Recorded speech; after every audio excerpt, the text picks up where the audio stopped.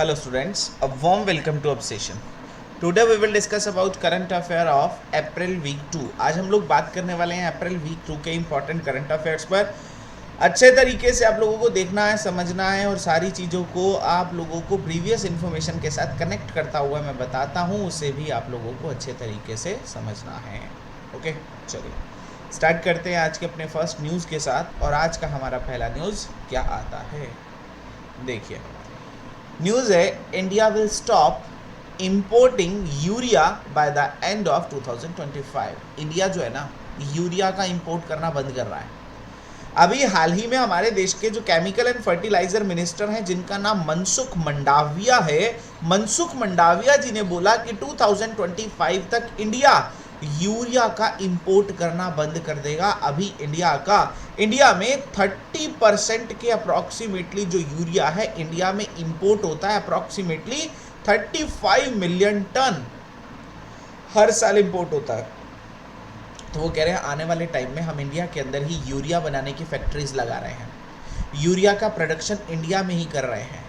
और यूरिया का प्रोडक्शन जब इंडिया में ही होगा तो हमें बाहर से मंगवाने की ज़रूरत नहीं पड़ेगी, जिस कारण से अभी हाल ही में उन्होंने अनाउंस किया कि 2025 तक हम यूरिया जो है वो इंडिया में बना लेंगे, हमें बाहर से इंपोर्ट करने की ज़रूरत नहीं पड़ेगी।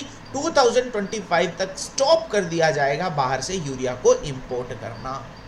ठीक है, किसने अनाउंस किया? हमारे chemical and fertiliser minister Mansukh Mandaviya ji ने अभी हाल ही में अनाउंस किया है। क्लियर है? कब तक? मेनली इसके अंदर याद रखना है 2025 तक। जो लास्ट डेट उन्होंने बोली है 2025 के एंड तक हम अपनी कैपेसिटी जितना हम यूटिलाइजेशन कर रहे हैं उस यूटिलाइजेशन को अपनी कैपेसिटी बढ़ाकर इम्प्रूव कर लेंगे और वहाँ तक हम कोप अप कर लेंगे, हमें बाहर से मंगवाने की ज़रूरत नहीं पड़ेगी यूरिया को। ओके, 2025 तक बात चल रही है यूरिया की। तो यूरिया की बात चलते चलते अभी एक बहुत ही इंपॉर्टेंट न्यूज़ आया था यूरिया से रिलेटेड कि वर्ल्ड में पहला नैनो यूरिया बनाया है।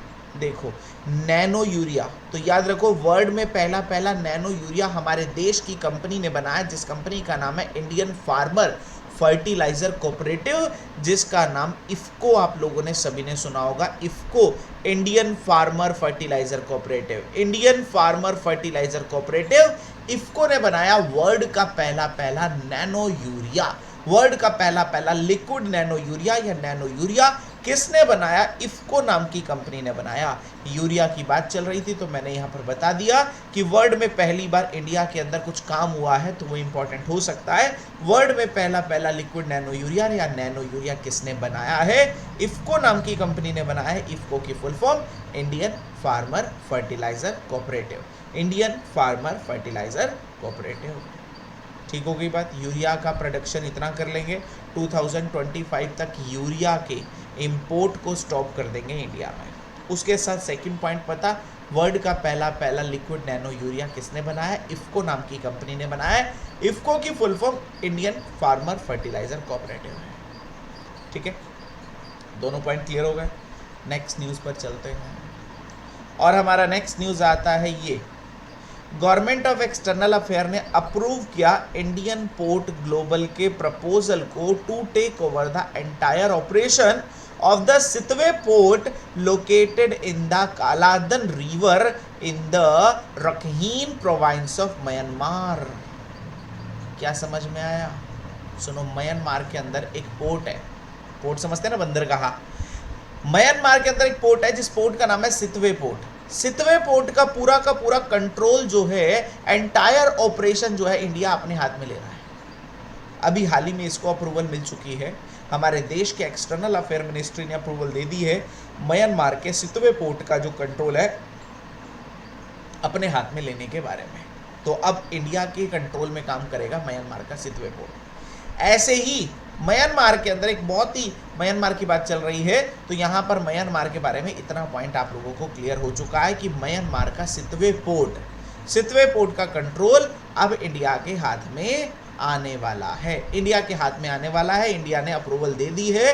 ये अभी हाल ही में इंडिया का प्रपोजल जो था वो एक्सेप्ट हो चुका है मिनिस्ट्री ऑफ एक्सटर्नल अफेयर्स। कौन से पोर्ट का? म्यांमार का। कौन सा port? Sitava port. Sittwe port का कंट्रोल किसके हाथ में? इंडिया के हाथ में आ चुका है। ओके, पहला पॉइंट क्लियर। वो कहते हैं कि ऐसा पहली बार नहीं हुआ है, म्यांमार से पहले एक और पोर्ट भी था जिस पोर्ट का नाम छाबार पोर्ट या शहीद शहीद बेहेश्ती पोर्ट भी नाम था। छाबार के अंदर जो ईरान में पड़ता है उसका भी कंट्रोल जो था वो इंडिया के हाथ में था। पूरा पोर्ट का कंट्रोल नहीं, उसके कुछ पार्ट का कंट्रोल इंडिया के हाथ में था। सभी को पता है छाबार पोर्ट तो बहुत ज़्यादा इंपॉर्टेंट है। छाबार पोर्ट ईरान में जो है उसके एक पार्ट का कंट्रोल इंडिया के हाथ में है। उसके देखो इंडिया कंट्रोल 2 टर्मिनल, उसके 2 टर्मिनल हैं। टर्मिनल तो बहुत सारे होंगे लेकिन उनमें से जो 2 टर्मिनल है वो 2 टर्मिनल का फुल कंट्रोल इंडिया के हाथ में है। ठीक है, इंडिया के हाथ में है, पता चल चुका है। तो इंडिया के हाथ में एक तो फुल ओवरऑल कंट्रोल आ गया। कौन से पोर्ट का? सितवे पोर्ट का। सितवे पोर्ट कहाँ पर पड़ता है? म्यांमार में। दूसरा कि इंडिया के पास कंट्रोल पहले से भी था एक और पोर्ट का जिसका नाम छाबार पोर्ट है, जिसका नाम शहीद बेहेश्ती पोर्ट है। उसका भी 2 टर्मिनल का कंट्रोल इंडिया के पास पहले से ही था। उसके मतलब वहाँ पर तो ओवरऑल कंट्रोल नहीं था उस पोर्ट का, लेकिन ये जो सितवे पोर्ट है इसका तो ओवरऑल कंट्रोल ही इंडिया के पास आ चुका है। क्लियर है? समझ गए ना? सितवे और शहीद बेहेश्ती पोर्ट जो छाबार ईरान में पड़ता है, सितवे पोर्ट म्यांमार में है। सितवे पोर्ट का ओवरऑल कंट्रोल और छाबार पोर्ट के 2 टर्मिनल का कंट्रोल इंडिया के पास है। ओके, क्लियर है ना? चलिएगा आगे बात कर लेते हैं हम अगले न्यूज़ की। अगला न्यूज़ आता है हमारा फ्रांस की कार मेकर कंपनी सिट्रॉन। सभी ने सुना होगा इंडिया में बहुत गाड़ियाँ, आप लोगों के शहर में सिट्रॉन की गाड़ियाँ आ चुकी हैं, है ना? कौन से देश की कंपनी है ये? फ्रांस की कंपनी है। फ्रांस की एक मल्टीनेशनल कंपनी है जिसने अभी हाल ही में बोला, क्या बोला? ये पहली मल्टीनेशनल कार मैन्युफैक्चरिंग कंपनी बनी है इंडिया में जो एक्सपोर्ट कर रही है इंडिया में बनी हुई कार इंटरनेशनल मार्केट में। फ्रांस की कंपनी इंडिया में कार बनाकर बेच रही है बाहर देशों में। देखो, मैन्युफैक्चरिंग इंडिया में कर रही है। कौन सी कंपनी? सिट्रॉन। और ये पहली ऐसी मल्टीनेशनल कार कंपनी बनी है। पहली multinational car company Citroen, France की कंपनी, इंडिया में गाड़ियां बनाकर अलग अलग देशों में उसको एक्सपोर्ट कर रही है। क्लियर हो चुकी है बात? इंडिया में बनाकर उसको अलग अलग प्लेसेस पर उसको बेचा जा रहा है। कंपनी का नाम है सिट्रॉन। कौन से देश की कार मेकिंग कंपनी है? वो है फ्रांस की कार मेकिंग कंपनी। क्लियर हो गई बात? हाँ भाई, समझ में आ चुका है। तो ये अलग अलग प्लेसेस से इंडिया में बनाई हुई गाड़ियाँ बाहर जा रही हैं।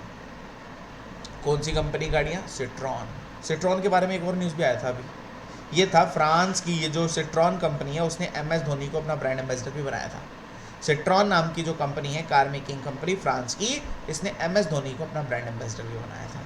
तो 2 बातें पता चल गई सिट्रॉन के बारे में। पहली बात तो पता चली सिट्रॉन के बारे में ये कि सिट्रॉन इंडिया में कार बनाकर, है फ्रांस की कंपनी लेकिन इंडिया में कार बनाकर बाकी देशों में सप्लाई कर रही है। ठीक है, उसके साथ साथ सिट्रॉन ने ब्रांड एम्बेसडर बनाया किसको? हमारे धोनी साहब को। ठीक है, MS धोनी को अभी हाल ही में ब्रांड एम्बेसडर बनाया है। किसने? फ्रांस की कंपनी सिट्रॉन ने। MS धोनी बोला था ना, देखिएगा, MS धोनी को ब्रांड एम्बेसडर बनाया है। MS धोनी को ब्रांड एम्बेसडर बनाया है किसने? फ्रांस की कंपनी ने। याद रखिएगा, MS धोनी। ओके, आगे बात करते हैं अगले न्यूज़ की। और अगला न्यूज़ क्या आता है? अगला न्यूज़ आता है एक्सरसाइज के बारे में। सभी को पता है मिलिट्री एक्सरसाइज होती है। अभी इंडिया और उज्बेकिस्तान के बीच में एक्सरसाइज हुई जो उज्बेकिस्तान की धरती पर ही हुई। उज्बेकिस्तान के अंदर तरमेज डिस्ट्रिक्ट पड़ती है। तरमेज डिस्ट्रिक्ट के अंदर ये एक्सरसाइज हुई। 15 अप्रैल से लेकर 28 अप्रैल तक ये एक्सरसाइज चली जिसका 5th एडिशन था। जिस एक्सरसाइज का नाम क्या था? दस्तलिक।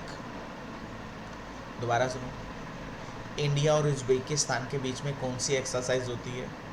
दस्तलिक एक्सरसाइज होती है। इंडिया और उज्बेकिस्तान के बीच में दस्तलिक एक्सरसाइज का कौन सा एडिशन था? 5th एडिशन था। इंडिया और उज्बेकिस्तान के बीच में दस्तलिक एक्सरसाइज कौन से प्लेस पर हुई? तरमेज डिस्ट्रिक्ट उज्बेकिस्तान में हुई। बस 3 पॉइंट याद रखने हैं। इंडिया और उज्बेकिस्तान की एक्सरसाइज का नाम दस्तलिक, इंडिया और उज्बेकिस्तान की एक्सरसाइज का एडिशन 5th, इंडिया और उज्बेकिस्तान की एक्सरसाइज का प्लेस वो कौन सा है? तरमेज डिस्ट्रिक्ट उज्बेकिस्तान। नेचुरली बात है कि ये या तो इंडिया में होगी या तो उज्बेकिस्तान में होगी। जब इन दोनों देशों के बीच एक्सरसाइज है तो दो में से एक ही प्लेस पर होगी, बाकी कुछ ऑप्शन में हो ही नहीं सकता। बाकी कुछ हो तो उसको बिना देखे ही छोड़ देना, ठीक है। कि दो ही देशों के बीच अगर हो रही है तो दो ही देशों में से किसी एक देश में वो होगी, इंडिया या उज्बेकिस्तान। तो दस्तलिक कहाँ पर हुई? उज्बेकिस्तान, ठीक है। एक्सरसाइज का नाम पता चल गया, दस्तलिक उज्बेकिस्तान के साथ होती है। क्लियर है?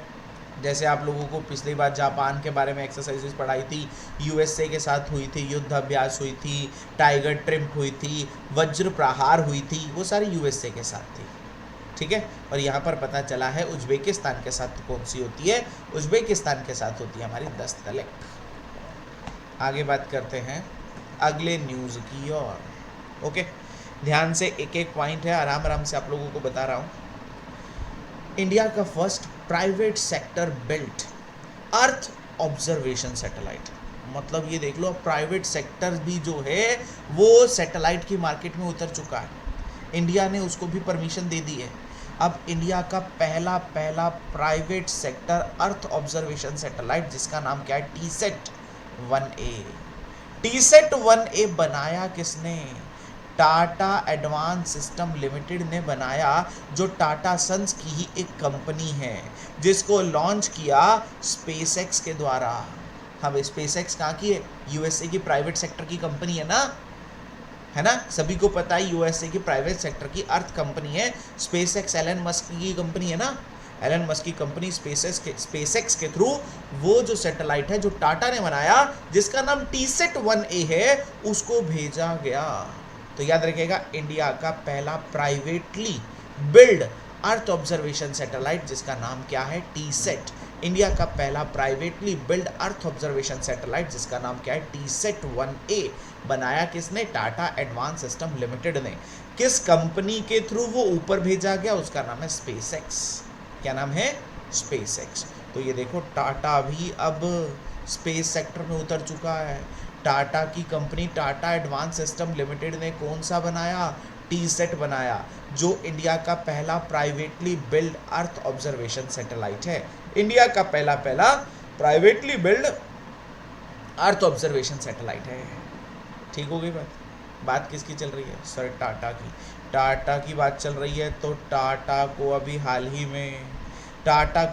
ही में यहाँ पर PV Narasimha Rao memorial award मिला था। टाटा को हाल ही में कौन सा अवार्ड मिला था? PV Narasimha Rao memorial award दिया गया था रतन टाटा जी को। उसके साथ साथ रतन टाटा जी को अभी हाल ही में एक और अवार्ड मिला था, Kalinga institute of social science से humanitarian award. Kalinga institute of social science से ह्यूमैनिटेरियन अवार्ड भी अभी हाल ही में टाटा को मिला था, रतन टाटा जी को मिला था। तो टाटा के बारे में 3 न्यूज़, 2 पुराने, एक नया कौन सा है कि अभी हाल ही में टाटा ने बनाया इंडिया का पहला privately build earth observation satellite TSAT, जिसको स्पेसएक्स के थ्रू छोड़ा गया। दूसरा पता चला टाटा के बारे में 2 पुराने न्यूज़, टाटा के जो हेड हैं जिनका नाम रतन टाटा है, रतन टाटा जी को अभी हाल ही में PV Narasimha Rao memorial award मिला। साथ साथ Kalinga institute of social science का ह्यूमैनिटेरियन अवार्ड भी किसको मिला? रतन टाटा जी को मिला है। तो क्लियर हो गई तीनों बातें। ये दोनों पुरानी थी, एक नई थी। टाटा के बारे में तीनों बातें आपको क्लियर हो चुकी हैं। अगले न्यूज़ पर चलते हैं और हमारा अगला न्यूज़ क्या आता है देखें। हाँ भाई, क्लियर हो रहा है ना सारी चीज़ें? चलिएगा नेक्स्ट न्यूज़ पर चलते हैं और हमारा नेक्स्ट न्यूज़ क्या आता है देखिए। द नेक्स्ट न्यूज़ इज़ अभी हाल ही में स्लोवाकिया के नए प्रेसिडेंट बने हैं। देश का नाम है स्लोवाकिया की कैपिटल क्या है? ब्रातिस्लावा कैपिटल है स्लोवाकिया की, जिसके नए प्रेसिडेंट बने हैं पीटर। तो याद रखो, पीटर स्लोवाकिया के पीटर स्लो हैं, याद रख लेना, पीटर स्लो हैं। स्लोवाकिया के नए प्रेसिडेंट कौन बने हैं? पीटर। स्लोवाकिया के नए प्रेसिडेंट बने हैं पीटर।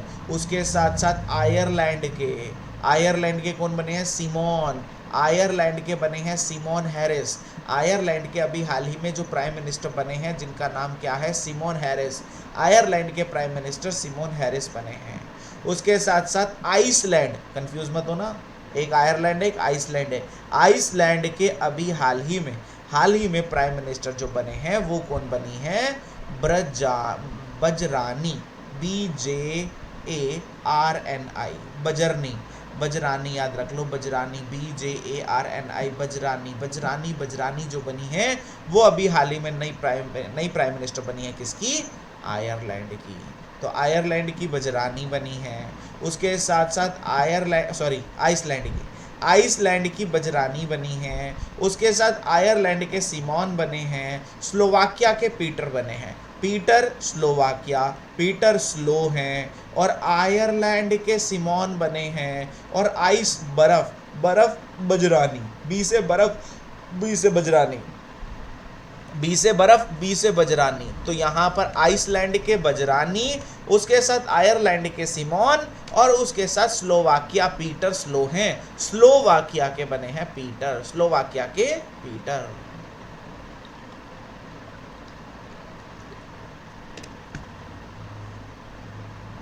दोबारा देखो, स्लोवाकिया के पीटर, आयरलैंड के सिमोन और आइसलैंड की बजरानी। ठीक है, ये दोनों प्राइम मिनिस्टर, वो प्रेसिडेंट बने हैं।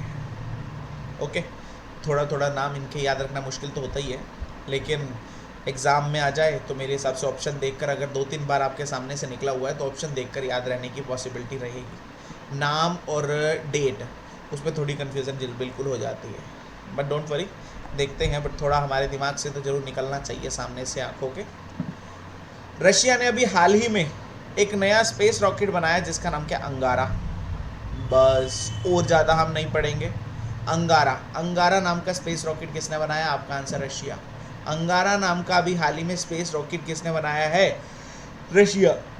अंगारा नाम का स्पेस रॉकेट किसने बनाया है, रशिया। तो याद रखिएगा, स्पेस रॉकेट अंगारा रशिया। और रशिया के बारे में एक और बात पता है कि रशिया के अभी हाल ही में जो प्रेसिडेंट बने व्लादिमीर पुतिन, जो 5वीं बार बन रहे हैं, 5वीं बार जो बन रहे हैं, 6 साल के लिए बनते हैं, 4 बार बन चुके हैं, 6 चौक 24 साल निकाल चुके हैं, अब आगे अगले 6 सालों के लिए बनेंगे। ये रशिया के व्लादिमीर पुतिन प्रेसिडेंट 5वीं टर्म के लिए बन रहे हैं, व्लादिमीर पुतिन प्रेसिडेंट। याद है, रशिया का अंगारा याद रखना है, अंगारा A5 रशिया का स्पेस रॉकेट है। अंगारा A5 रशिया का स्पेस रॉकेट है। और दूसरा हमें रशिया के बारे में क्या पता चला कि रशिया के प्रेसिडेंट 5वीं बार बन रहे हैं, और 5वीं बार पता चल चुका है, 24 ईयर कंप्लीट कर चुके हैं, अब ये 30 ईयर कंप्लीट करेंगे, 6 साल के लिए बनते हैं Vladimir Putin.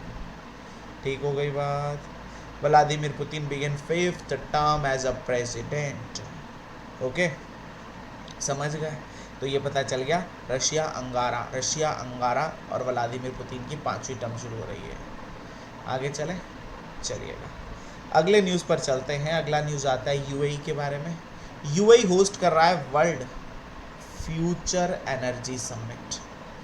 Future energy summit Abu Dhabi UAE के अंदर हो रही है। वर्ल्ड फ्यूचर एनर्जी समिट कहाँ पर हो रही है, आबू धाबी के अंदर, जो नेशनल एग्जीबिशन सेंटर है वहाँ पर ऑर्गेनाइज की गई वर्ल्ड फ्यूचर एनर्जी समिट। कौन सी समिट है, future energy, world future energy summit. ठीक है, कहाँ पर, UAE में फ्यूचर एनर्जी समिट की बात चल रही है। अब बात किसकी है, UAE की। UAE के बारे में और क्या चल रहा था, सर इंडिया और UAE के बीच में एक्सरसाइज आपने पहले पढ़ाई थी जनवरी के न्यूज़ में। इंडिया और UAE के बीच में एक्सरसाइज होती है डेजर्ट साइक्लोन, जो राजस्थान में हुई है। इंडिया और UAE के बीच में डेजर्ट ईगल नाम की एक्सरसाइज भी होती है। अभी हाल ही में UAE के अंदर WTO की मिनिस्ट्रियल कॉन्फ्रेंस भी हुई है। उसके साथ साथ अभी हाल ही में पहला हिंदू टेम्पल गल्फ कंट्री में जो बना है, जिसका इनॉग्रेशन नरेंद्र मोदी जी ने किया है, वो भी UAE के अंदर बना है, जिसका नाम श्री अक्षर पुरुषोत्तम स्वामी नारायण संस्था मंदिर है। श्री अक्षर पुरुषोत्तम स्वामी नारायण संस्था मंदिर UAE के अंदर आबू धाबी में बनाया गया है, जो पहला हिंदू टेम्पल गल्फ कंट्री का है। तो ये सारे पॉइंट UAE के बारे में है, 1 2 3 4 पुराने, एक नया। हाँ भाई, नया कौन सा है? World future energy summit. World future energy summit कहाँ पर हुई? आबू धाबी, यूएई के अंदर। उसके साथ इंडिया और यूएई के बीच में डेजर्ट साइक्लोन नाम की एक्सरसाइज होती है और डेजर्ट ईगल नाम की एक्सरसाइज होती है, मतलब डेजर्ट वाली एक्सरसाइज इंडिया और यूएई के बीच में होती है। फिर उसके बाद WTO की मिनिस्ट्रियल कॉन्फ्रेंस, WTO की मिनिस्ट्रियल कॉन्फ्रेंस भी अभी हाल ही में यूएई के अंदर हुई और नरेंद्र मोदी जी ने यूएई के अंदर पहला हिंदू टेंपल गल्फ कंट्री का, जिसका नाम श्री अक्षर पुरुषोत्तम स्वामी नारायण संस्था है, उसका उद्घाटन अभी हाल ही में नरेंद्र मोदी जी ने यूएई में किया है। क्लियर है? हाँ भाई, सारे पॉइंट यहां तक क्लियर होते हैं। अगले न्यूज़ पर चलते हैं और हमारा अगला न्यूज़ क्या आता है? अगला न्यूज़ आता है रैंकिंग। रैंकिंग में एक तो आई इकोनॉमिस्ट इंटेलिजेंस यूनिट ने रैंकिंग दी, business environment ranking. Business environment समझ गए ना, मतलब ऐसा देश जहाँ पर बिजनेस करना सबसे आसान है, जहाँ पर बिजनेस करना सबसे आसान है, सारे के सारे वर्ल्ड के जो बिजनेसमैन हैं उस देश में जाकर अपना बिजनेस करना सबसे ज़्यादा पसंद करते हैं, जहाँ पर मतलब कह सकते हैं बहुत सारा अट्रैक्शन है नए नए बिजनेसेस के प्रति, जहाँ पर जैसे रूल्स एंड पॉलिसी बहुत ही लीनियंट है, टैक्स रेट कंपनीज के लिए, बिजनेसमैन के लिए बहुत ही कम है, वहाँ पर आने जाने के लिए सारा कार्गो की फैसिलिटी बहुत अच्छी है, मतलब ये सारी चीज़ों को मेज़र करते हुए, ठीक है, वहाँ पर ऐसा एरिया है जहाँ से सामान को पूरे वर्ल्ड में अलग अलग प्लेसेस पर आसानी से भेजा जा सकता है। तो ये बताओ ऐसा कौन सा देश है जहाँ का बिजनेस एनवायरनमेंट सबसे अच्छा है? तो मैं बता देता हूँ, उस देश का नाम है सिंगापुर। सिंगापुर टॉप पर आता है बिजनेस एनवायरनमेंट इंडेक्स में। सिंगापुर टॉप पर है, जिसमें इंडिया का रैंक 51 है। बस याद रखिएगा, सिंगापुर टॉप पर आता है, सेकंड पर डेनमार्क है, थर्ड पर यूएसए है। तो यहाँ पर पता चलता है हमारा कि बिजनेस सबसे ज़्यादा आसान करना कौन से देश में है, वो सिंगापुर में है। सिंगापुर के बाद डेनमार्क आता है, डेनमार्क के बाद तीसरे नंबर पर यूएसए आता है। तो पता चला ये इंडेक्स निकालता कौन है? इंडेक्स का नाम क्या है? Business environment ranking 2024। Business environment ranking 2024।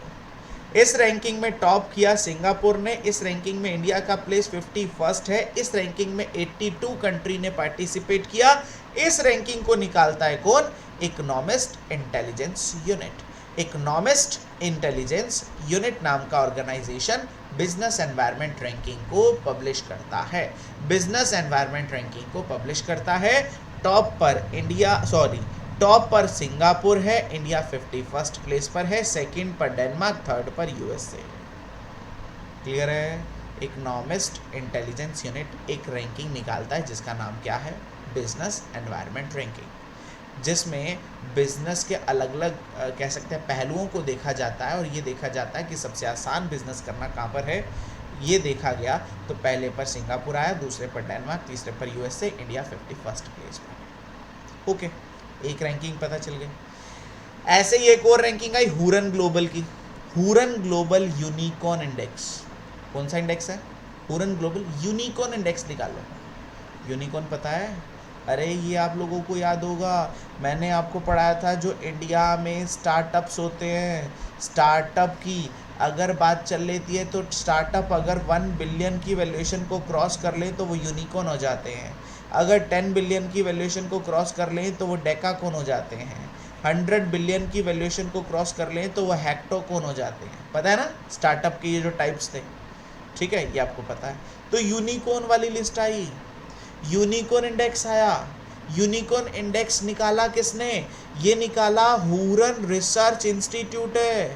Huron research institute बहुत सारे देशों ने मिलाकर, आई थिंक लंदन में इसे बनाया था, I am not damn sure, मेरे हिसाब से लंदन ही है, ठीक है, इसको चेक कर लीजिएगा। हुरन रिसर्च इंस्टीट्यूट नाम का एक ऑर्गेनाइजेशन है, बहुत सारे देशों ने मिलकर इसको बनाया, जो ग्लोबल यूनिकॉर्न इंडेक्स 2024 रिलीज करता है, जो हुरन ग्लोबल इंडेक्स को रिलीज करता है।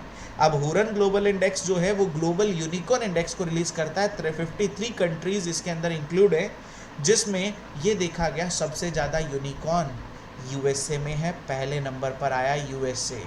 उसके बाद यूनिकॉर्न की जो है लिस्ट में दूसरे नंबर पर चाइना आया और तीसरे नंबर पर इंडिया आया। तो याद रखिएगा हुरन रिसर्च इंस्टीट्यूट के यूनिकॉर्न इंडेक्स में टॉप कौन सा है। हुरन रिसर्च इंस्टीट्यूट के यूनिकॉर्न इंडेक्स में पहले नंबर पर कौन सा आता है, यूएसए, दूसरे पर चाइना, तीसरे पर India. Huron global research institute भी बोल सकते हैं, हुरन रिसर्च इंस्टीट्यूट भी बोल सकते हैं। वो उसने क्या निकाला, यूनिकॉर्न इंडेक्स। कौन सा इंडेक्स, यूनिकॉर्न। और ये क्या कहता है, यूनिकॉर्न इंडेक्स में सबसे ज़्यादा यूनिकॉर्न यूएसए में है, तो यूएसए टॉप में है। मतलब सबसे ज़्यादा ऐसी कंपनियां जिसकी वैल्यूएशन 1 बिलियन से ज़्यादा है, कौन से देश में है।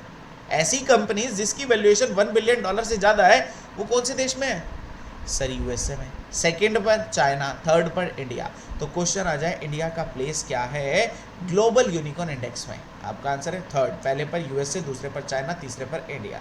ये जो यूनिकॉर्न इंडेक्स है उसको निकालता कौन है, Huron research institute. Huron research institute इसे निकालता है। ठीक है, तो दो इंडेक्सिंग पता चली।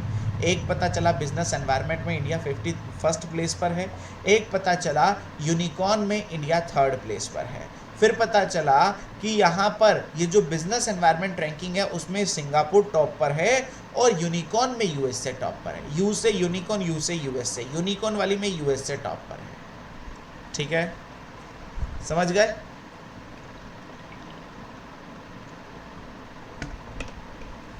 चलिए, दोनों इंडेक्सिंग पता चल गई आप लोगों को। आगे बात करते हैं स्टार्टअप के बारे में। स्टार्टअप की बात थी ना, स्टार्टअप के बारे में आपको क्या पता है। अभी हाल ही में स्टार्टअप डे पर स्टार्टअप रैंकिंग आई थी, जिसमें इंडिया में गुजरात ने टॉप किया था बेस्ट परफॉर्मिंग स्टेट में, और बेस्ट परफॉर्मर में महाराष्ट्र ने टॉप किया था स्टार्टअप रैंकिंग में। और ये आई थी स्टार्टअप डे वाले दिन 16 जनवरी 2024 को। 16 जनवरी 2024 को मनाया जाता है कौन सा डे, स्टार्टअप डे। और इंडिया की रैंकिंग आई थी, इंडिया में कौन से स्टेट ने टॉप किया था बेस्ट परफॉर्मिंग में गुजरात, टॉप परफॉर्मर में महाराष्ट्र था। ठीक है, ये तो वर्ल्ड लेवल की थी ना कि इंडिया तीसरे नंबर पर है। अब स्टार्टअप की रैंकिंग में गुजरात और महाराष्ट्र यहाँ पर परफॉर्मिंग स्टेट और परफॉर्मर में टॉप पर रहे थे। और ये कब आया था, स्टार्टअप डे कब होता है, 16 जनवरी को। स्टार्टअप से रिलेटेड अभी हाल ही में सुफलाम योजना शुरू हुई थी, याद है, Suphalam startup forum for aspiring leader and mentor startup conclave. उसके साथ साथ ये हमारा स्टार्टअप के बारे में ये दोनों पॉइंट पुराने थे, एक नया था स्टार्टअप के बारे में। स्टार्टअप में यूनिकॉर्न की लिस्ट में इंडिया 3rd पर है। यूनिकॉर्न क्या होता है पता है, स्टार्टअप रैंकिंग में टॉप परफॉर्मिंग स्टेट गुजरात है। स्टार्टअप डे कब होता है, 16 जनवरी को।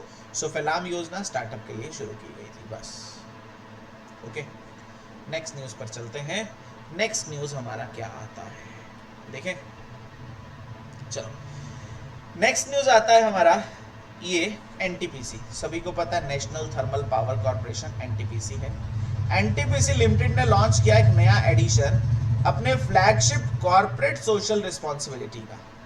ये तुम्हें पता है कि CSR क्या होता है, CSR कॉर्पोरेट सोशल रिस्पॉन्सिबिलिटी। ध्यान से सुनो, इसकी फुल फॉर्म बहुत इंपॉर्टेंट है। CSR corporate social responsibility. ये क्या होता है कॉर्पोरेट सोशल रिस्पॉन्सिबिलिटी। हमारे देश में जो कंपनीज एक्ट है उसके अंदर एक नया सेक्शन ऐड हुआ, सेक्शन 135। उसमें कहा गया कि हमारे देश की कंपनियों के लिए ये नया कंसेप्ट आ रहा है, कॉर्पोरेट सोशल रिस्पॉन्सिबिलिटी। कॉर्पोरेट मतलब कंपनी, सोशल मतलब समाज, रिस्पॉन्सिबिलिटी मतलब उनका दायित्व, कि उनका समाज के प्रति क्या दायित्व बनता है, किसका, कंपनीज का। ये कहा, सुनो कंपनीज, अगर किसी कंपनी की नेटवर्थ 500 करोड़ से ऊपर, टर्नओवर 1000 करोड़ से ऊपर, प्रॉफिट 5 करोड़ से ऊपर है, तो आपको अपने नेट प्रॉफिट का 2% खर्च करना होगा। 2% खर्च करना होगा सोशल वेलफेयर एक्टिविटीज पर। याद रखो, अगर किसी कंपनी की नेटवर्थ 500 करोड़ से ऊपर, टर्नओवर 1000 करोड़ से ऊपर, और प्रॉफिट 5 करोड़ से ऊपर है ईयरली, तो उनको अपने नेट प्रॉफिट का 2% खर्च करना होगा। कहां खर्च करना होगा 2%? सोशल वेलफेयर एक्टिविटी पर, समाज के कल्याण पर, चाहे वो हॉस्पिटल में करें, चाहे वो एजुकेशन में करें, चाहे वो सैनिटेशन सफाई में करें, कुछ भी करें, 2% उनको खर्च करना होगा। मतलब 5 करोड़ का 2% 10 लाख रुपए उन्हें खर्च करना होगा सोशल वेलफेयर एक्टिविटीज पर। ऐसे ही एनटीपीसी का तो है ही है इतना प्रॉफिट, 5 करोड़ से तो कई गुना ज्यादा ऊपर है। तो एनटीपीसी ने अभी हाल ही में वो पैसा खर्च करने के लिए एक प्रोग्राम चलाया, जिस प्रोग्राम का नाम गर्ल चाइल्ड एम्पावरमेंट मिशन है। और इस मिशन के थ्रू गर्ल चाइल्ड को प्रमोट किया जाएगा, गर्ल चाइल्ड को अलग अलग स्टेट्स में उठाकर उनकी ट्रेनिंग करवाई जाएगी, अलग अलग वर्कशॉप ऑर्गेनाइज किए जाएंगे, जो ये एनटीपीसी का मकसद भी पूरा हो जाएगा। एनटीपीसी को तो मजबूरी है कि 2% खर्च करना है सोशल वेलफेयर रिस्पॉन्सिबिलिटीज पर, सोशल वेलफेयर एक्टिविटी पर। उसका पैसा खर्च करने के लिए एनटीपीसी ने एक प्रोग्राम चलाया, girl child empowerment mission. Girl child empowerment mission किसने चलाया? एनटीपीसी ने, national thermal power corporation. National thermal power corporation ने क्या चलाया ये पता चल चुका है। नेशनल थर्मल पावर कॉरपोरेशन ने गर्ल चाइल्ड एम्पावरमेंट मिशन चलाया। ठीक है, इनका भी पैसा बेचारों का खर्च हो जाएगा, पता चल गया मजबूरी है। ये कहते हैं मजबूरी है, पैसा 2% तो खर्च करना ही है, क्यों ना एक अलग से मिशन चलाकर खर्च कर दें। ठीक है, तो इनके मिशन का नाम क्या है? Girl child empowerment mission. ये under CSR, corporate social responsibility के अंडर चलाया है। ठीक है, चलो अब चलते हैं अपने अगले न्यूज़ की ओर, और हमारा अगला न्यूज़ आता है आरबीआई की मॉनेटरी पॉलिसी। याद है ना, मैंने आपको पढ़ाया था कि हमारे देश में जो पॉलिसीज़ होती हैं, सर हमारे देश में जो पॉलिसीज़ होती हैं, पॉलिसीज़ 2 टाइप की होती हैं। एक होती है मॉनेटरी पॉलिसी, दूसरी होती है fiscal policy. Monetary policy RBI बनाता है हमारे देश में कंट्रोल करने के लिए इन्फ्लेशन को, महंगाई को। Fiscal policy government of India बनाती है, जो गवर्नमेंट ऑफ इंडिया की इनकम और एक्सपेंडिचर से रिलेट करती है। तो मैं ये बोल सकता हूँ फिस्कल पॉलिसी डायरेक्टली रिलेट करती है किससे? बजट से। और मॉनेटरी पॉलिसी इन्फ्लेशन को कंट्रोल करने के लिए आरबीआई बनाता है, जिसमें repo rate, reverse repo rate, CRR, SLR, MSF, बहुत सारी चीजें इसके अंदर आती हैं। ठीक है, और ये जो मॉनेटरी पॉलिसी आरबीआई बनाता है, इसे आरबीआई हर 2 महीने के बाद रिवाइज करता है। हर बाय मंथली इसको रिवाइज किया जाता है। बाय मंथली पता है ना, हर एक 2-2 महीने के बाद, मतलब साल में 6 बार। तो पहले फरवरी में रिवाइज हुई, अब अप्रैल में। तो फरवरी के न्यूज़ में भी पढ़ाया था, अप्रैल के न्यूज़ में दोबारा पढ़ा रहा हूँ कि आरबीआई का इस साल का पहला बाय मंथली रिव्यू आया। साल में कितने आते हैं? 6। इस साल का कौन सा है? पहला बाय मंथली रिव्यू है, जिसमें repo rate 6.50, reverse repo rate 3.35, MSF 6.75, SDF बेशक छोड़ दो, बैंक रेट 6.75, सीआरआर 4.50, एसएलआर 18% है। तो आपको ये रेट्स याद रखकर जानी पड़ेंगी, क्योंकि अब ये जो रेट्स आएंगी, अभी अप्रैल में आई है, अप्रैल के बाद अब जून में आएंगे। ठीक है, अप्रैल के बाद अब जून में आएंगे, आपको जून वाले की याद रखने की जरूरत नहीं, अप्रैल वाली याद रखो। Repo rate 6.50, reverse repo rate 3.35, MSF और बैंक रेट दोनों सेम होती हैं 6.75, सीआरआर 4.50 और एसएलआर 18% अभी चल रही है। 2-2 महीने के बाद आरबीआई इसको रिवाइज करता रहता है। क्यों करता है? मॉनेटरी पॉलिसी इन्फ्लेशन को कंट्रोल करने के लिए होती है, तो इन्फ्लेशन को कंट्रोल करने के लिए आरबीआई से रिवाइज करता रहता है। ठीक है, और ये जो मॉनेटरी पॉलिसी होती है, मॉनेटरी पॉलिसी के लिए स्पेसिफिकली एक कमेटी बनती है। मॉनेटरी पॉलिसी के लिए स्पेसिफिकली एक कमेटी बनती है, जिसका नाम है मॉनेटरी पॉलिसी कमेटी, एमपीसी, जिसमें 6 मेंबर होते हैं। 3 मेंबर ये बिठाते हैं आरबीआई से, हर 2-2 महीने के बाद बैठ जाते हैं ये 6 के 6। 3 मेंबर आरबीआई से बिठा लेते हैं, 3 मेंबर गवर्नमेंट ऑफ इंडिया से बिठा लेते हैं। ये हर 2-2 महीने के बाद ये 6 मेंबर बैठते हैं और ये डिसाइड करते हैं कि रेपो रेट कितनी होनी चाहिए, रिवर्स रेपो रेट कितनी होनी चाहिए, सीआरआर कितना होना चाहिए, एसएलआर कितना होना चाहिए, ये रिवाइज करते हैं। ठीक है, पता चल गया आप लोगों को ये सारे के सारे पॉइंट्स। आगे चलते हैं अपना नेक्स्ट न्यूज़ की ओर। नेक्स्ट न्यूज़ आता है वोट्स के बारे में।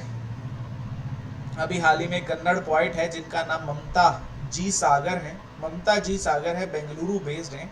इनको अभी हाल ही में वर्ल्ड लिटरेरी प्राइज मिला है।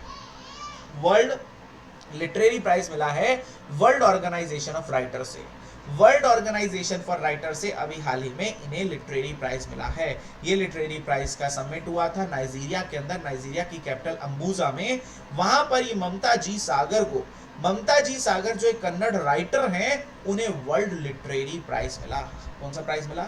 World literary prize, world organisation for writer से, वर्ल्ड ऑर्गेनाइजेशन ऑफ राइटर से। कौन सा वर्ड? World literary prize. किससे मिला? ममता जी को। अब बात किसकी चल रही है? Literary prize. तो एक पर्सन ने पूछा, सर इंडिया का सबसे बड़ा लिटरेरी अवार्ड कौन सा है? जैसे इंडिया का सबसे बड़ा सिविलियन अवार्ड भारत रत्न है, इंडिया का सबसे बड़ा लिटरेरी अवार्ड ज्ञानपीठ अवार्ड है। याद रख लेना, the highest literary award of India Jnanpith award, the highest civilian award of India Bharat रत्न।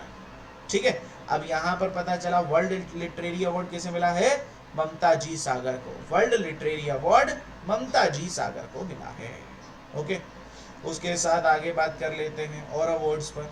अभी हाल ही में इसरो के चंद्रयान 3 मिशन को भी अभी हाल ही में अवार्ड मिला है। चंद्रयान 3 मिशन को अभी हाल ही में अवार्ड मिला है 2024 का John L Jack Swigert junior award. ठीक हो गई बात? John L Jack Swigert junior award मिला है। ये मिला है यूएसए बेस्ड स्पेस फाउंडेशन से। यूएसए बेस्ड स्पेस फाउंडेशन से अभी हाल ही में इसरो को उनके चंद्रयान 3 के लिए अवार्ड मिला है, John L Jack Swigert junior award. John L Jack Swigert junior award अभी हाल ही में दिया गया है। क्लियर है? किसको मिला? इसरो को। ठीक है, इसरो के चेयरमैन कौन है? एस सोमानाथ हैं। इसरो के बिहाफ पर वहाँ पर जो Indian council general of India थी, उन्होंने इस अवार्ड को रिसीव किया है। ठीक है, जिनका नाम डीसी मंजूनाथ है, उन्होंने इस अवार्ड को रिसीव किया है। बस आपको याद रखना है इसरो को कौन सा अवार्ड मिला है? जॉन एल जैक अवार्ड मिला है। ओके, इसरो को थोड़े दिन पहले भी तो मिला था, याद करो। इसरो को सर और भी अवार्ड मिला था। इस अवार्ड का नाम क्या था? इस अवार्ड का नाम था aviation week laureates award. Aviation week laureates award मिला था किसको? इसरो को मिला था। वो भी किस लिए मिला था? चंद्रयान 3 की सफलता के कारण। तो ये देख लो, चंद्रयान 3 की सफलता के कारण इसरो को 2 अवार्ड मिले। एक मिला था जॉन एल जैक अवार्ड, दूसरा मिला है एविएशन वीक लेटोरेट्स अवार्ड। ये दोनों किसको मिले? इसरो को मिले, चंद्रयान 3 की सफलता के कारण। ठीक है, उसके साथ साथ इसरो के बारे में और क्या पता चला?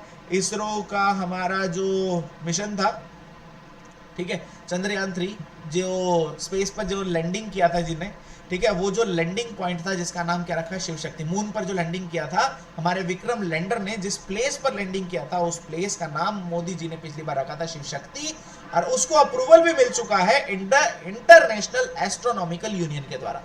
इंटरनेशनल एस्ट्रोनॉमिकल यूनियन ने उस स्टेशन शिव शक्ति को अप्रूवल भी दे दिया, उस नाम को। उसके साथ और क्या चल रहा था? इसरो का स्टार्ट प्रोग्राम, बच्चों को ऑनलाइन मोड में स्पेस एजुकेशन देने के लिए स्टार्ट प्रोग्राम। स्टार्ट की full form space science and technology awareness training. Space science and technology awareness training start programme ISRO का। तो ये 2 तो पुराने थे इसरो के बारे में, 3 पुराने थे, एक नया था। चलो इसरो के 2 अवार्ड देखते हैं। पहला अवार्ड जॉन एल जैक, दूसरा award aviation week laureates award. ISRO के चेयरमैन एस सोमानाथ। इसरो का जो विक्रम लैंडर था जो मून पर लैंड किया, जिस प्लेस पर लैंड किया, उसका नाम शिव शक्ति रखा गया। इसको अप्रूवल मिल चुकी है इंटरनेशनल एस्ट्रोनॉमिकल यूनियन से। साथ साथ इसरो का स्टार्ट प्रोग्राम जो स्पेस एजुकेशन के बारे में बच्चों को ट्रेनिंग देने के लिए है, स्टार्ट की full form space science and technology awareness training. Space science and technology awareness training. Clear है? इसरो के बारे में सारे न्यूज़ क्लियर हो गए हैं। ठीक है, एक एक पॉइंट आप लोगों को आराम से बता रहा हूँ, ध्यान से देखिएगा।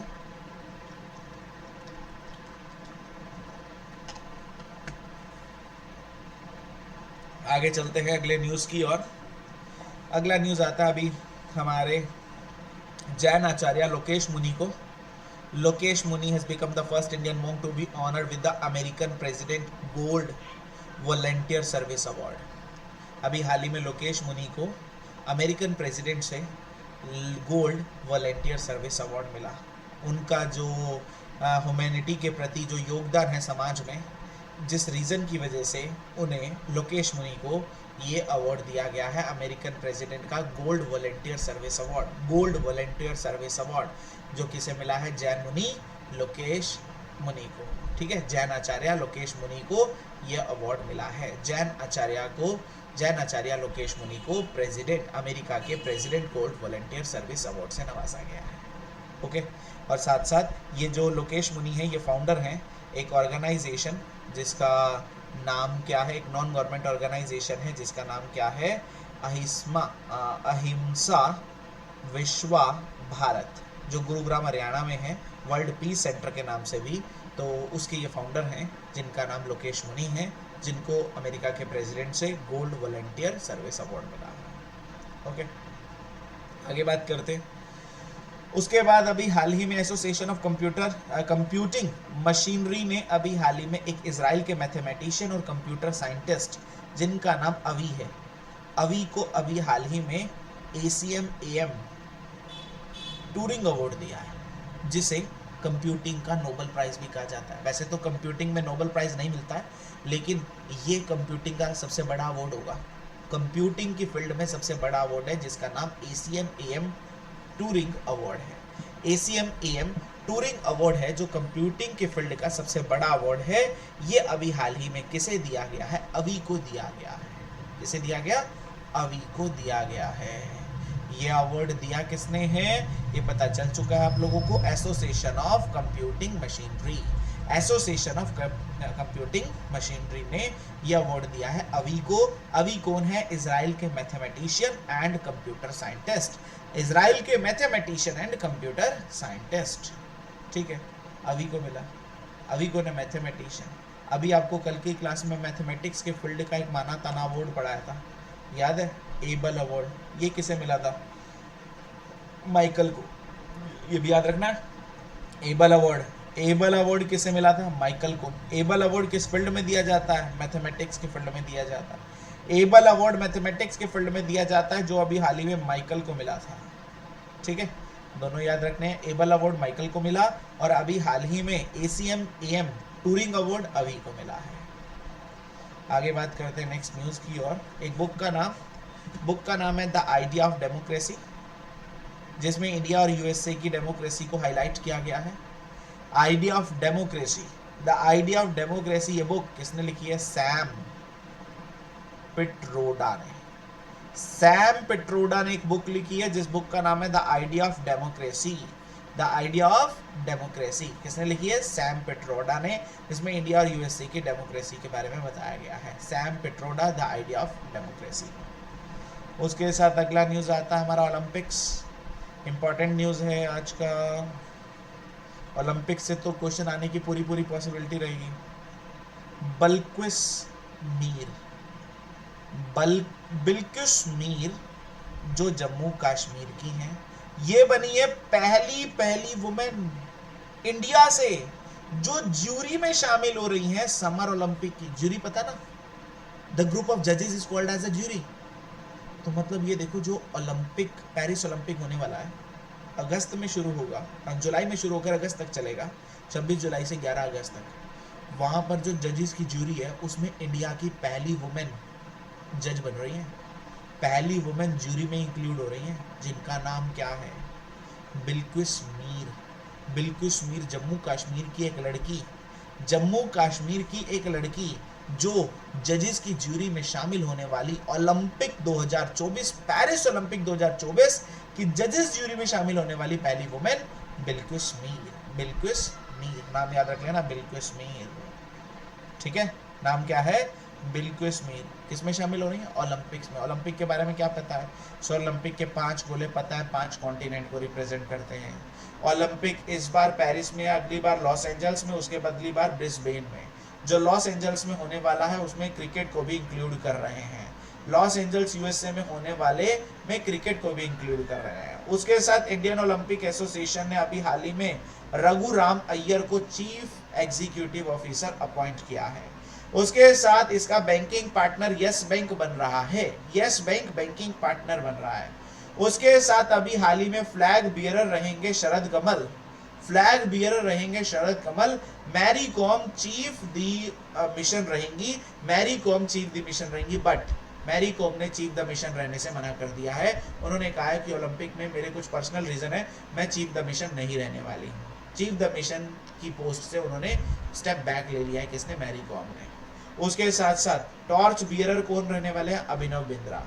टॉर्च बियरर अभिनव बिंद्रा, किसमें, ओलंपिक्स में। दोबारा सुनो, पहला पॉइंट क्या आया था ओलंपिक्स के बारे में कि ओलंपिक्स, पेरिस ओलंपिक 2024 में ज्यूरी में शामिल होने वाले इंडिया की पहली वुमेन बिल्कुस मीर, जम्मू कश्मीर की। दूसरा, ओलंपिक के 5 रिंग्स 5 कॉन्टिनेंट्स को रिप्रेजेंट करते हैं। ओलंपिक इस बार पेरिस में, अगली बार लॉस एंजल्स यूएसए में, उससे अगली बार ब्रिस्बेन में होने वाला है। जो अगली बार 2028 में लॉस एंजल्स में, उसमें क्रिकेट भी होगा। उसके साथ साथ इंडियन ओलंपिक एसोसिएशन के जो सीईओ हैं वो कौन अपॉइंट हुए, रघुराम अय्यर। उसके साथ इंडियन ओलंपिक एसोसिएशन ने यस बैंक को बैंकिंग पार्टनर बनाया है। शरद कमल फ्लैग बियरर रहेंगे, Mary Kom chief the mission रहेंगी, बट मैरी कॉम ने इस पोस्ट से स्टेप बैक ले लिया है। साथ साथ टॉर्च बियरर कौन रहेंगे, Abhinav Bindra. Torch bearer Abhinav Bindra Paris Olympics में, ठीक है। हाँ भाई, तो ये सारे पॉइंट आपको क्लियर हो चुके हैं। ये किससे रिलेट कर रहे थे, ओलंपिक से। सारे पुराने थे, एक नया था सिर्फ और सिर्फ। ओके, चलिए अगले न्यूज़ पर चलते हैं। विप्रो ने अपना सीईओ एंड एमडी अपॉइंट किया है, जिनका नाम है श्रीनिवास पालिया। श्रीनिवास पालिया को विप्रो ने अभी हाल ही में अपना एमडी एंड सीईओ अपॉइंट किया है। क्लियर है, नाम मानी तानी कंपनी थी विप्रो, जिस कारण से आप लोगों को बता दिया गया है, ठीक है। विप्रो ने अभी हाल ही में पालिया को अपॉइंट किया है। विप्रो ने अभी हाल ही में पालिया को अपॉइंट किया है, श्रीनिवास पालिया को अपना सीईओ। साथ साथ अभी इंटरनेशनल नारकोटिक बोर्ड ने 3rd टर्म के लिए जगजीत पवाडिया को अभी हाल ही में अपॉइंट किया है। तीसरी बार अपॉइंट हो रही है ये जगजीत पवाडिया कहाँ पर, इंटरनेशनल नारकोटिक बोर्ड में जो अपॉइंट हो रही हैं उनका नाम क्या है, जगजीत पवाडिया। उसके साथ साथ अभी फार्मूला 1 ग्रैंड प्री, सभी को पता है ग्रैंड प्री गाड़ियों की रेस होती है, ग्रैंड स्लैम टेनिस में होता है, और क्या था, ग्रैंड मास्टर चेस में होता है, ठीक है। तो ये जो grand pre, Japanese grand pre अभी हाल ही में हुआ, किसने जीता, मैक्स वेरस्टप्पन ने। जापानीज ग्रैंड प्री किसने जीता, मैक्स वेरस्टप्पन ने। उसके साथ साथ अभी हाल ही में आबू धाबी ग्रैंड प्री भी हुआ था, ये पढ़ाया था, ये भी मैक्स वेरस्टप्पन ने जीता था। उसके साथ साथ अभी हाल ही में ऑस्ट्रेलियन ग्रैंड प्री भी हुआ था, ये मैक्स वेरस्टप्पन ने नहीं जीता था, ऑस्ट्रेलियन ग्रैंड प्री कार्लोस ने जीता था। तो बस याद रखो, अभी लेटेस्ट में कौन कौन से हुए, एक हुआ आबू धाबी, मैक्स वेरस्टप्पन ने जीता, एक हुआ जापानीज, ये भी मैक्स वेरस्टप्पन ने जीता, बट एक हुआ हमारा ऑस्ट्रेलियन ग्रैंड प्री जो कार्लोस ने जीता है। बस आपको इतना सा नाम याद रखना है, ऑस्ट्रेलियन को छोड़कर बाकी दोनों मैक्स वेरस्टप्पन ने जीते, ऑस्ट्रेलियन वाला कार्लोस ने जीता है। ओके, और अभी हाल ही में वर्ल्ड रग्बी 7 सीरीज हुई, वर्ल्ड रग्बी 7 सीरीज जो हांगकांग में हुई, जिसको न्यूजीलैंड ने जीता, मेंस और वुमेन्स दोनों। मेंस और वुमेन्स की रग्बी की सीरीज किसने जीती है, मेंस और वुमेन्स की रग्बी की जो सीरीज जीती है वो किसने जीती है, न्यूजीलैंड ने जीती है, हांगकांग में हुई थी। मेंस की और वुमेन्स की दोनों की रग्बी की सीरीज न्यूजीलैंड ने जीती है। क्लियर, आगे बात कर लेते हैं। अभी हाल ही में वर्ल्ड चैंपियन रश्मि कुमारी जो चीफ मैनेजर हैं ओएनजीसी कंपनी की, ओएनजीसी महारत्न कंपनी है, oil and natural gas corporation, इसकी ना चीफ मैनेजर है रश्मि कुमारी ने अभी हाल ही में 51st national women carrom championship जीती है। नेशनल वुमेन कैरम चैंपियनशिप किसने जीती है, रश्मि कुमारी। कौन है ये रश्मि कुमारी, ओएनजीसी के चीफ मैनेजर। ओएनजीसी जो एक महारत्न कंपनी है, उसकी चीफ मैनेजर रश्मि कुमारी ने अभी 51st national women carrom championship को जीता है, ठीक है, रश्मि कुमारी ने। उसके साथ साथ हमारा अगला आता है नाटो की 75th एनिवर्सरी मनाई गई। 4 अप्रैल को नाटो 1949 में बना था, नाटो बताया था ना। नाटो वही ऑर्गेनाइजेशन है जिससे बाहर के देश हमला करने पर डरते हैं, जिससे डरते हैं। मतलब नाटो के अंदर जो कंट्री है, मेंबर कंट्री है, जो 32 मेंबर कंट्री है, बाहर वाले कोई भी देश नाटो कंट्री पर हमला करने से डरते हैं, क्योंकि नाटो ने एक अलायंस बना रखा है, सिक्योरिटी अलायंस। अगर कोई भी नाटो कंट्री पर हमला हो जाए तो वो पूरा का पूरा अलायंस उस कंट्री पर टूट पड़ेगा। पता है ना, NATO North Atlantic Treaty Organisation, जिसका हेडक्वार्टर ब्रुसेल्स बेल्जियम में है। किसका?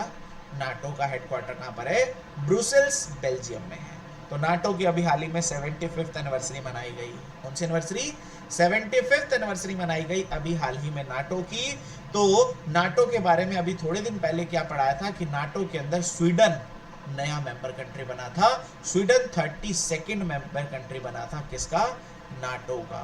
पढ़ाया था ना, नाटो याद रख लेना। नाटो का स्वीडन 32nd मेंबर कंट्री बना था स्वीडन। नाटो का हेडक्वार्टर ब्रुसेल्स बेल्जियम में है। नाटो ने अभी हाल ही में 75th एनिवर्सरी मनाई है अपनी। ओके, 4 अप्रैल को। उसके साथ होम्योपैथी डे आज का लास्ट पॉइंट। होम्योपैथी डे कब मनाया जाता है? 10 अप्रैल को। कौन सा डे? होम्योपैथी डे, जिसका थीम इस बार homeo Parivar, one health one family. Homeo Parivar, one health one family. Homeopathy day किसकी याद में मनाते हैं? सैमुअल हैनिनमैन की याद में मनाते हैं। सैमुअल हैनिनमैन की याद में मनाते हैं होम्योपैथी डे। जो फादर ऑफ होम्योपैथी भी थे, सैमुअल हैनिनमैन, उनकी याद में मनाते हैं होम्योपैथी डे। तो होम्योपैथी डे कब मनाया जाता है? 10 अप्रैल को। होम्योपैथी किसका पार्ट है? सर, आयुष का। आयुष में आयुर्वेदा, योगा, यूनानी, सिद्धा, होम्योपैथी आते हैं। आयुष मिनिस्टर सर्बानंद सोनोवाल हैं। अभी हाल ही में इंटरनेशनल आयुष कॉन्फ्रेंस दुबई में हुई थी। आयुष को IRDAI ने इंश्योरेंस पॉलिसी में ऐड करने के बारे में बोल दिया है।